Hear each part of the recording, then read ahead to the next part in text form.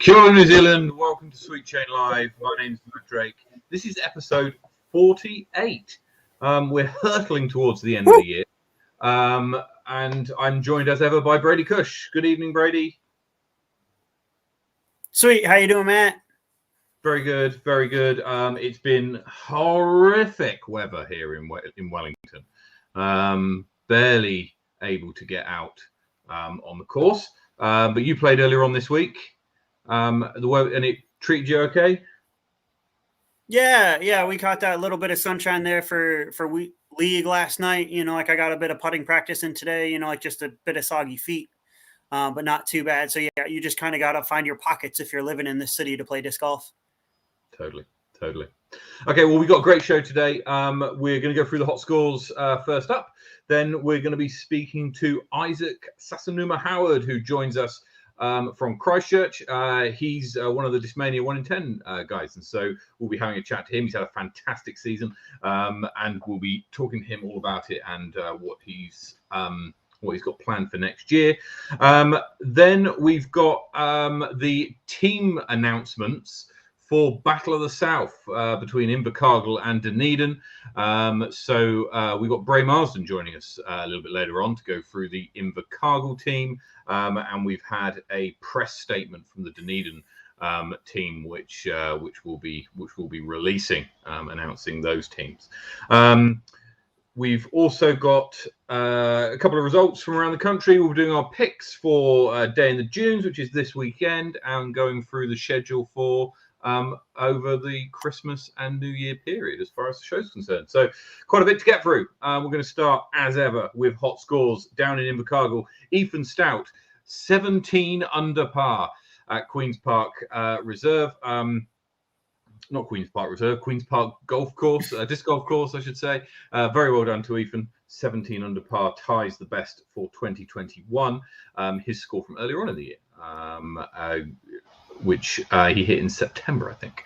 Over at Chingford, it's Dane Sales hits 7 under par. And at Brockville, Tom McKay hits 4 under.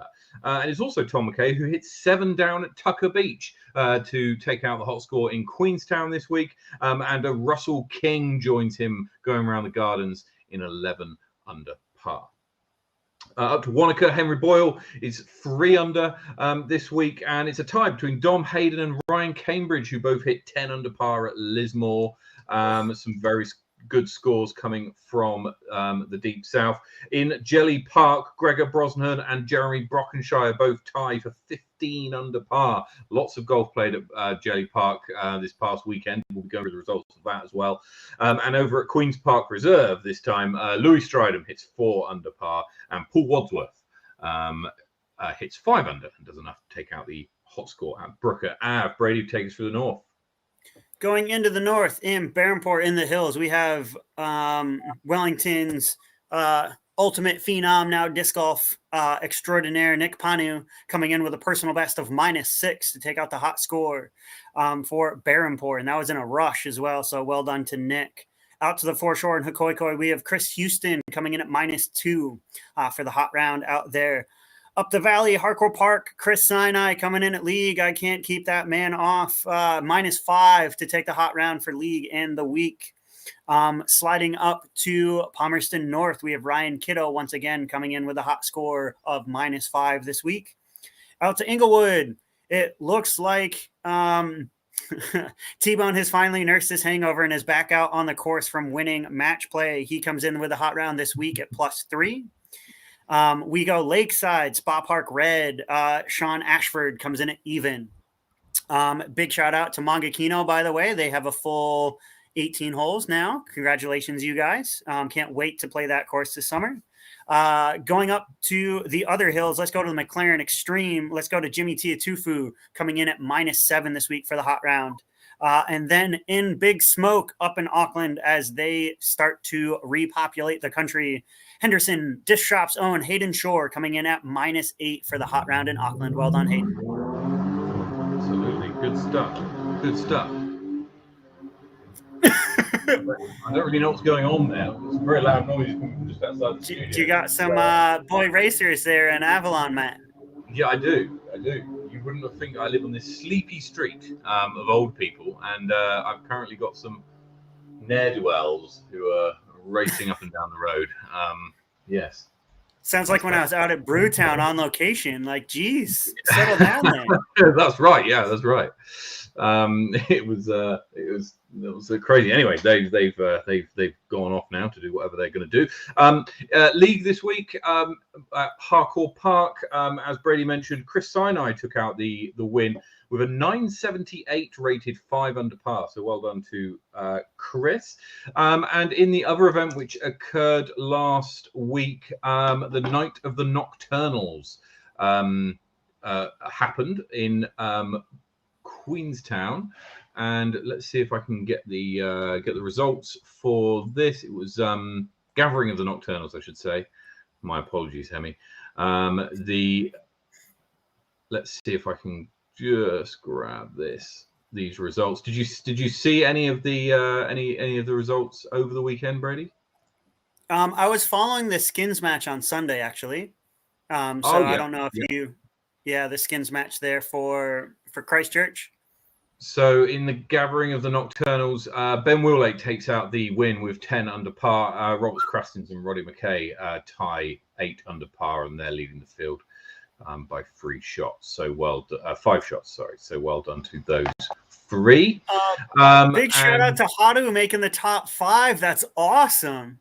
Haru is Akira's son.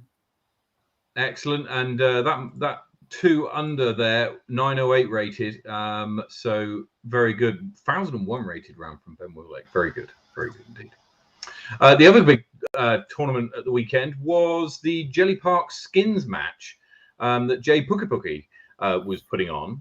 So the format of this was you went to Jelly Park, you paid your gold coin donation, and you played a couple of rounds. And if you were in the top 4 rounds of the day, then you got to play on a lead card, which was a skins match with $100 a hole on it.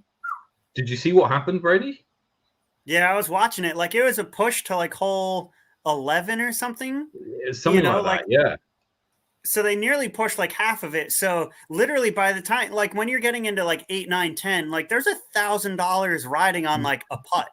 Yeah, right. Like, which is numbers you're used to like stateside or like for European championships. But in New Zealand, like typically $1,000, the difference between like 1 and 2 for payouts is going to be like a couple $100. But the idea of like that, like Ashton's going to be like stepping up there and he's going to be like, like I gotta like knock this in, like I can't imagine the nerves. I can't wait to see footage of it. Flexline, Chris Hoopman and Gwen were there. So yeah, it should be some really good footage on that one. Yeah. So looking forward to that. So Ashton took out, best part of $1,500, I think it was. Yeah. Like what, 1,100 or something like that. And then that. Cam came in with 300 with a CTP, I think, like that, and someone else took home 4 or 3. Fantastic event, huge payouts, and fantastic to see in New Zealand to see those kind of amounts. And congratulations to Ashton Clark. Yeah, man. It would have taken some big minutes to put those down. Right now. We're going to move on and to introduce our guest this evening. Our guest this evening has had a fantastic season.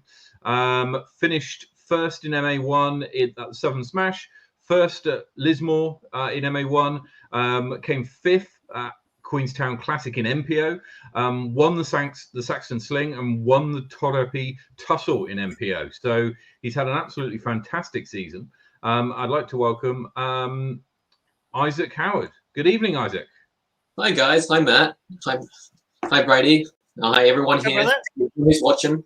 Thanks for having me on. You're very welcome. Look, there was quite a few scores that results that I've just read out there. This is your first season kind of on tour, really. Yeah, I played 2 events last year. I played Lismore, which was unsanctioned due to COVID, and then I played the Christchurch Firm as my first sort of adult division event. Yeah, and you jumped into it this season and come away with some great results. Yeah, honestly, I'm quite surprised and pretty stoked about it. It turned out pretty well, I reckon. Well, can you take us through, Isaac, a bit of, you and I kind of had the first battle, and I knew that this was your first year on tour, and we kind of started our battle down at Nationals. You probably started out slow. So you were the phenom last year as as you finished second, I think, overall at Fling. What kind of changed in your game from the beginning to the end of this year? Man, I honestly really don't know. I think putting consistency is a big thing. And I've definitely been working a lot on my forehand, just being able to spin disc both ways over 85 meters or so has massively helped, just makes the game a whole lot easier. And then a lot of it's just mental, and just trying to stay focused on the course, not making dumb decisions, really. And then coming into this off season, as you get, off season, it's currently mid-season now. Thank you, New Zealand Disc Golf, in changing the tour. What are you working on over the holidays to kind of improve your game for next season?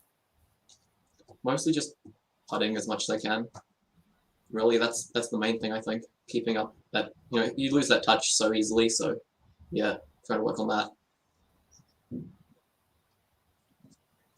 Do you have anyone that you like? Go ahead, Matt.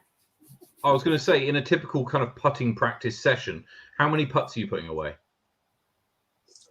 Gee, it honestly, it depends. It's very much just throughout the day. I'll do a couple here, I'll do a couple there, because I'm not working a whole bunch right now. So I spend quite a few days just at home, and I'll pop out for 10 minutes or so now, and another 5 minutes there.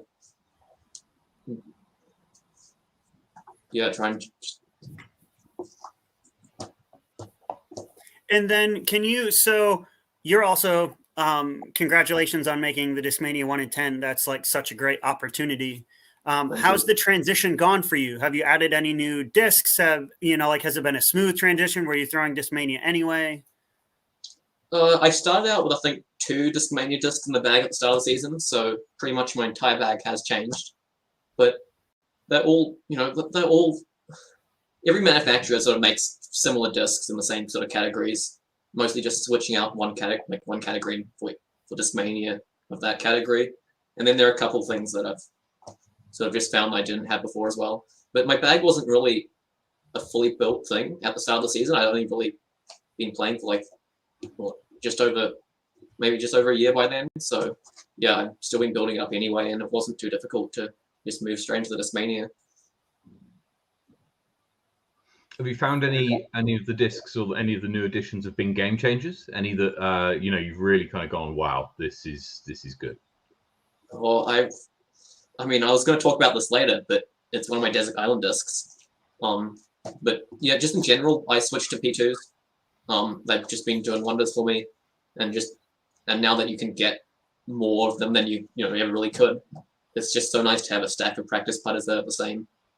Because I was putting with Fierces before this, and it's kind of it's honestly a pretty drastic switch from it, a glidey, understable putter to a sort of almost a bit of an overstable brick. But it, I don't know. I was the guy at Jelly basically was hey, I've got some new P2s in the car. Do you want to give them a go? I played around with them, and I was making just about everything. So I was like, sweet, I'm going to go with that. It just kind of clicked. So what have you moved to as a throwing putter? Because a Fierce makes a fantastic throwing putter in the woods. So what's replaced that perhaps? Well, you see, I never really threw my Fierces. I think I had 4, and the plastic is it's very soft and takes chunks out pretty easily. So I was throwing actually Glow-Roos at the time for my unstable throwing putter, but now it's just a variety of different P2s and different plastics and different stages of wear. Yeah. Great stuff. And so now if you were to go back, so it's, the kind of mid-season. So if you went back to the beginning of the year and back to Nationals, Isaac, what bit of advice would you give yourself, 12 months ago, 6 months ago? Oh, that's a good question. I don't know. I honestly think the biggest thing I've learned this season was, the Peter Crowler Memorial. The weather was really shitty, but that wasn't really a massive impact, I don't think. But I played a really terrible first day, and basically I was feeling really shit. And I talked to Cameron Hubbard, who's kind of like was kind of the team DSS coach, and has been helping me out pretty much since I first started. And basically we had a chat about just making good decisions and playing smart. And then next day just went out, shot the hot round. It was one of my best ever red rounds. Well, it was my best at that point by just sort of honestly just picking the percentage shots never really clicked for me until then. So if I could get that in earlier, especially in playing the woods holes like Paradise, where it makes a lot more difference, I think. Yeah, then that's the advice I'd give, I suppose. Mm-hmm. And so later on in the season, you had some really big wins and some really tight battles. So, like down in, I think it was Temuka, the Torepi like challenge, and then like up in Nelson. What was it like dealing with that pressure, like going up against your teammate like Ashton and Nelson, like and coming away with those wins? Oh man, it was definitely stressful for sure. Both of those events, I managed to give myself a decent lead, couple strokes. Both events going into the second round. They're both 2-round events. And basically it was me just sort of stressing and trying to not let go of the lead that I have. And both times it got pretty close. At Saxton, Ashton tied it up on the last hole. And then I won in the playoff. And then in Thorepe, Jay Watkinson shot 17 down trying to chase me back and he brought to 1 stroke. Whoa. To nearly get me. So, yeah, it was crazy stressful just watching some great golf being played. People were trying to catch me. But, yeah, I managed to hold on to it both times and came away with the win. So it worked out in the end.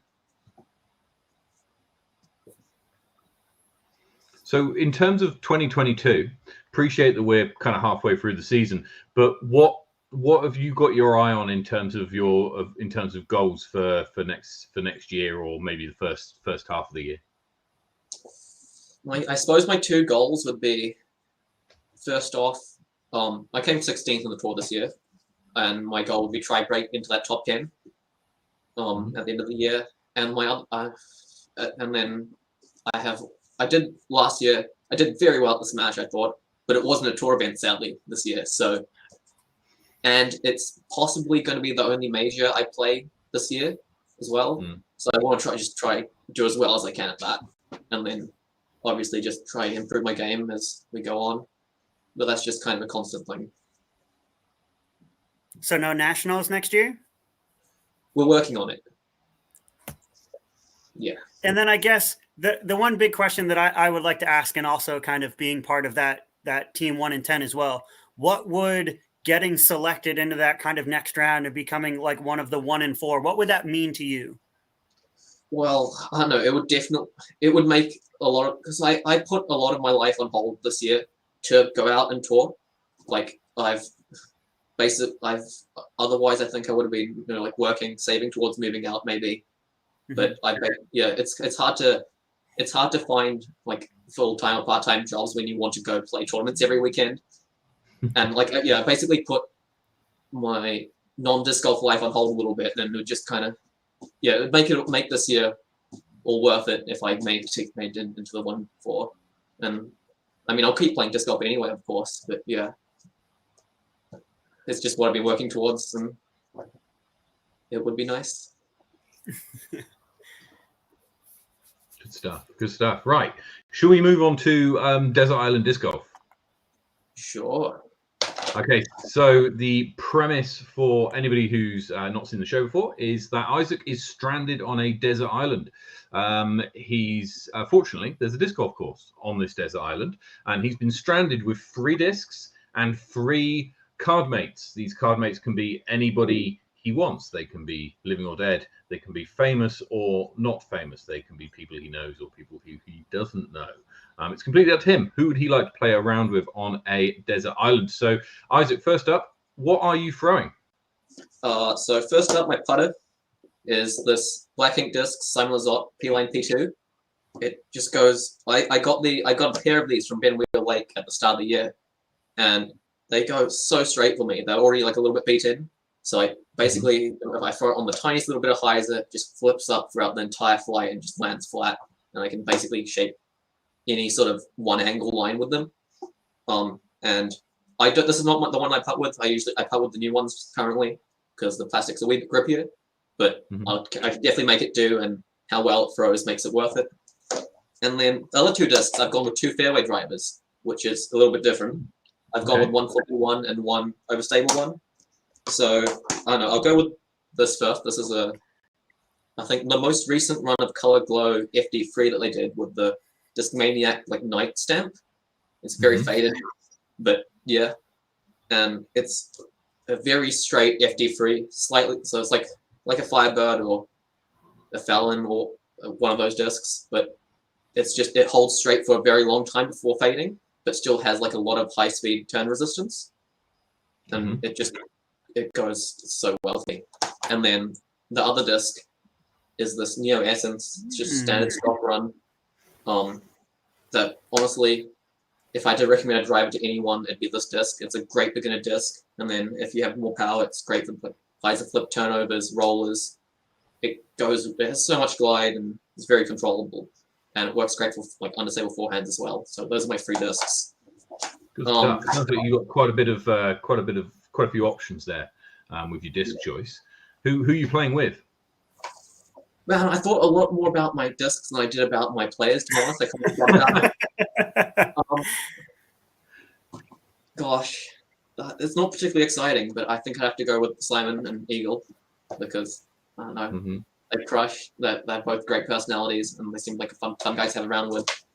And then I think my third... I don't know, I think my third person will be Ricky Wysocki. Okay. I don't know, at the start, when I first got into disc golf, I was not such a big fan, but over time I've grown to like him a lot more and more. I like how he plays. I like his personality. I think it'd be great fun to have on a card. So yeah, absolutely, and you'd learn heaps being on that card. I can guarantee it. It'd be crazy. Yeah, good stuff. Right, guys. We're now going to go through the quickfire round. So we've got a family-friendly front 9. Same questions every week. For everybody, and then we've got a safari back 9, which is a this or that. There's no right answer, but we need your answer as quickly as possible. So, Brady, do you want to take us through the front 9? Yep, I can be family friendly this time. So, what's your name? Isaac Sassanuma. Where were you born? Christchurch. Where do you live? Also Christchurch. What's your PDGA number? 151258. How many years have you been playing? I think I'm coming up to my 3rd year. So by the end of this year, yeah. What's your favorite disc? Ooh, that FD3. What's your favorite course? Ely and Lismore. It's 2, but yeah. Favorite MPO player? Simon. Favorite FPO player? Haley King. Nice. Matt, Very take good. us through the Safari back 9. Okay, here we go. So this is quick fire. Throw it or hang it. Throw it. Putting or field work. Putting. T-shirt or polo. T. First in MA1 or 10th in MPO. Ooh. 10th in MPO. Blindfold drives or blindfold putts. Blindfold putts. Full send putter or back off mid. Ooh, full send putter, I think. Wooded valley or open mountainside. Wooded Valley. Replay or follow flight. Follow flight. National champ or tour winner. Oh, that's a tough one. Tour winner, surely. It's playing well at lots of tournaments versus playing really well at one. So Absolutely right. Absolutely right. Isaac, thank you so much for joining us this evening. It's been great fun.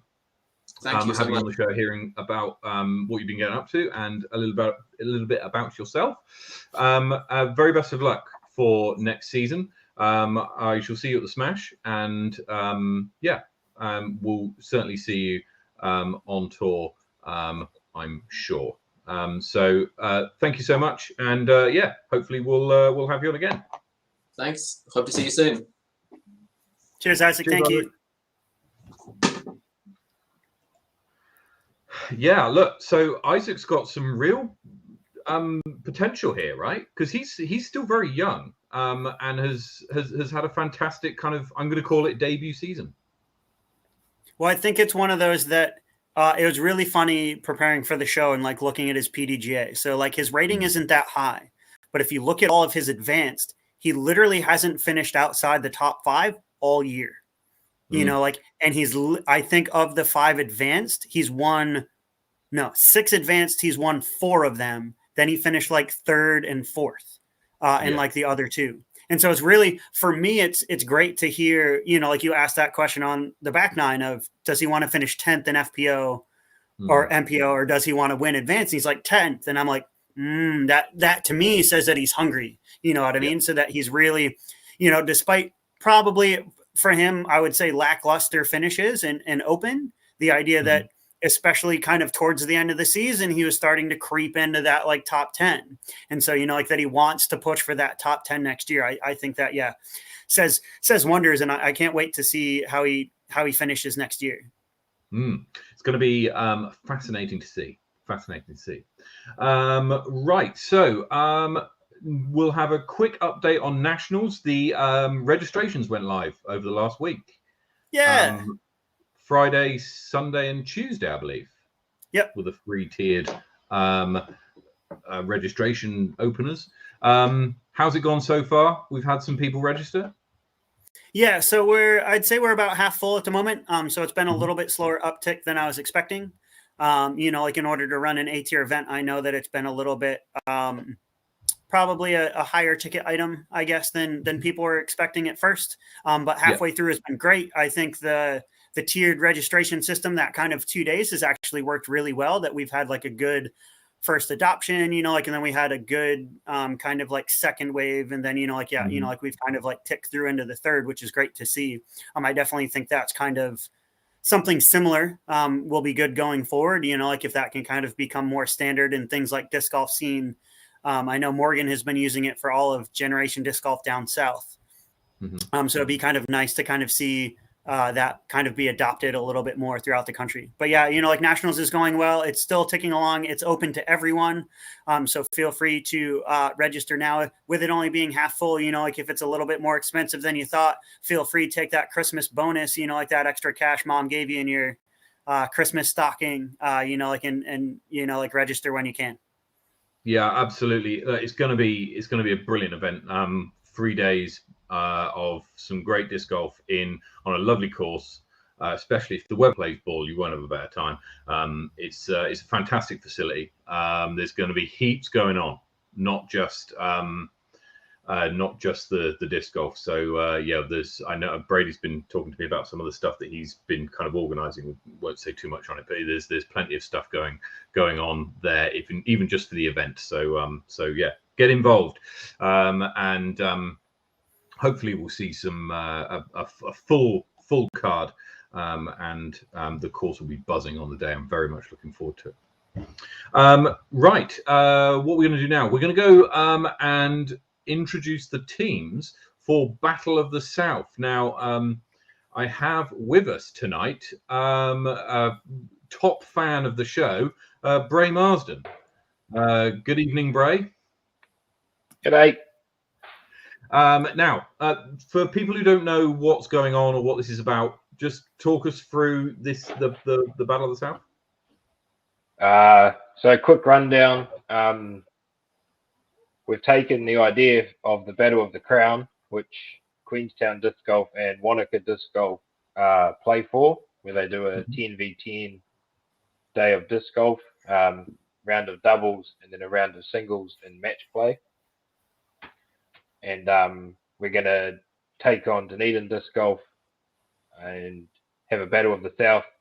And the first one is this weekend on Saturday, and that down in Invercargill at the Queen's Park course on a modified layout, just to make it a bit harder, so there's none of those 17 unders.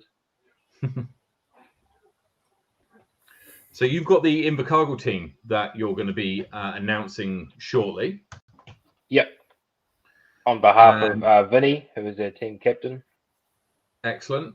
And I've got with me here, I've got a press statement from the Dunedin team, who unfortunately weren't able to attend this evening. However, they have released their team sheet. So we're going to share that now. So on the Dunedin team, you got Tom McKay as captain, Jake Brennan, Peter Crossan, Cameron Mackey, Caleb Duffy, Jack Maffey, Andrew Fleming, Mark Tebbett, Quinn Latter, and Helena Walker make up the team Disc Golf Dunedin. Some pretty strong players in that lot, guys. I have to say, some names we often read out quite a lot. Bray, anyone there who you're concerned about? No. I'd love to have a battle with any of them. I'd love to have a battle with any of them. That's why. Good stuff. Good stuff. Well, congratulations to those people who have made the team Disc Golf Dunedin starting lineup. You will be up against the team that Bray's going to take us through. Bray, take it away. Yeah. So go through quickly. So we have nine men and 1 female. Same as the Dunedin team. So our team captain is Vincent, or Vinny. He's our captain. Nicholas Stout is on the team as well. And then we have Jaden Black. So Bluffy is making an appearance on the team. Norman Tudor. We have myself, Jaden Menzies. And then just a couple secret weapons for the rest of the team. So that's Johnny Ferrari, Levi Stout, Ethan Stout, and Stephen Reed. Right. So you've got four of the sort of top 12 players in the country, or in your team currently. Something like that. I think Nicola's very close to being one of the top females as well. Absolutely. Yeah. So yeah, that's going to be fantastic. So you're playing. It's in Invercargill. Yep. Yep. Is it going to? Are you? How are you scoring the event? So there'll be doubles for the first round. So Captain Vinny will assign all of us into pairs, our team, to take on the 5 teams that Andrew throws together for Dunedin. I think that's purely just stroke play. So I'm not quite sure if it's modified or alternate or whatever it is. And then the afternoon round, the captains match up who's playing who, female versus female, and then men versus all the men for match play, which would be quite fun. I've never actually played match play before, so it's okay if you tie the holes and stuff. You just got to win the ones that you know you can and attack those ones. And the modified course that we're playing on looks to be quite interesting, quite difficult. I know that good. Andrew and Vinny went through a walkthrough and sort of concocted it together, and just looking forward to it. It's a different mindset when you play on a longer layout in Invercargill, because you're not walking up to the tee to just put it there for a birdie. You actually got to make a decent shot. So when is this? When are you playing? This weekend, the 18th of December, Saturday. Saturday, right? Because Sunday's Day in the Dunes, isn't it? Yep, Sunday's Day in the Dunes. Excellent. Okay. So we're going to go. And so thank you very much, Bray, for taking us through the Invercargill team. And very best of luck to everybody in Dunedin and Invercargill this weekend. Play well. And we'll have the results of that battle on next week's show. So good stuff. Bray, you're playing in the Day in the Dunes? Yep, playing it this weekend. Excellent. Do you want to stay with us briefly and just give us your picks for who's going 1, 2, 3? How you think it's going to go? I want the top 3, actually we'll go top 5 males and the winner in the female division. So Brady, do you want to kick us off? Yeah, man, I don't know. I'll just quickly throw it in there. I'm 99% sure Levi and Ethan are playing this weekend. They just haven't registered yet. Okay. Okay. All right. So you can use those two in your picks if you wish. Nah, let's not. I think I want to have some fun with this because I think both of them I outside might the top go. 5. There's a Well, hot take. Yeah, so like I like it just like it is. I really do. Okay. So like especially after like playing in the dark that Ben we like throws 1,000 rated. You know, like Roberts has had an exceptional season. So the fact that, you know, like he can enjoy a day out on a big bomber course. Same with Stephen Reed. He's got a big arm. Johnny Ferrari's right there.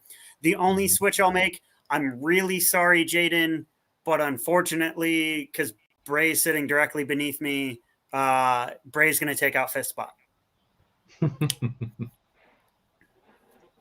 Yep. So yeah, those are mine. I'm going to go straight down the list, rating order. That's my 5. How about you, Matt? Yeah, look, it's hard to look past Ben Willake. He seems to be back. You know, took a little bit of time off, but came back and has had some good performances. And look, that's just what we want to see from him. So yeah, I think Ben Willake to take it out. I have to put the Stout brothers in the top 5 if they're both going to play, and I'm going to call that Johnny Ferrari's going to also finish in the top 5 along with Roberts Crastins as well. So yeah, they're my 5. Who you got, Bray? I would put Roberts in first. I can see him absolutely crushing this course with that cannon of an arm he's got, that robotic arm. Ethan in second, Levi and Willake tied for third, and I'm going to take Steve and Johnny down this weekend, so I'll put myself in fifth as well, Brady. Yeah, that's what we like. Love the confidence. I like it, Bray. Yeah, gotta be. Excellent. Just in the ladies division, 3-way battle. Who's going to take it out? Ooh, Emily's coming down. Cool. Man, that's actually going to be a ripper of a battle. Yeah, good, eh? If the wind's up, I feel like Echo might struggle a little bit with those sidearms, but if it's not, Echo probably will take that out, but she'll have a great battle against Gladys in the process. Yeah, I'll go.